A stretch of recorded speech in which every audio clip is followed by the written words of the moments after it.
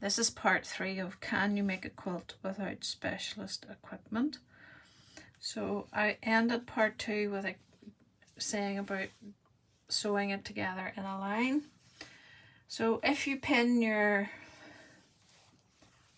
pin here, and it opens like this, you're going to have a plain at the beginning, although you can still add a single pattern one there. Of course, if you're using just the same colour width for your sailboats, it doesn't really matter, but that is the beginning of my even numbered rows: 2, 4, 6, 8, 10.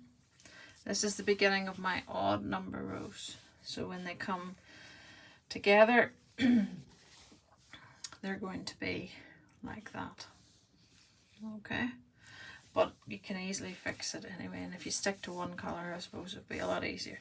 So I've created a chain here, a horizontal chain, and I have measured this.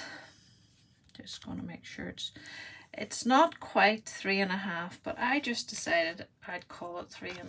And the reason I need to do that is because a single quilt is normally 53 inches across the top and 79 inches down. So a lot of people follow patterns. I'm just going to work it out here. So if I need 53 inches across the top and divide it by my 3.5, which I'm taking, I get 15. So that means I need 15 of these little squares in a row. I decided to go with 14. I'll let you know if that's a good idea or not. I chose 14 squares because I'm going to have a border of some kind.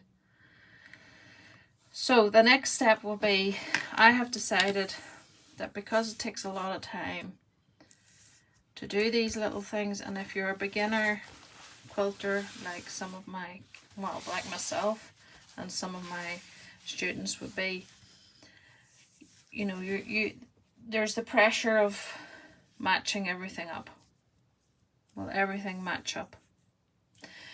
So I have decided to put sashing in between, and I've just got a jelly roll here. Now, we can't get jelly rolls in shops here. It's still very much an American thing. So I had ordered online. I'm not particularly happy with all of the blue choices, but I'm just going to go with it for a sample quilt.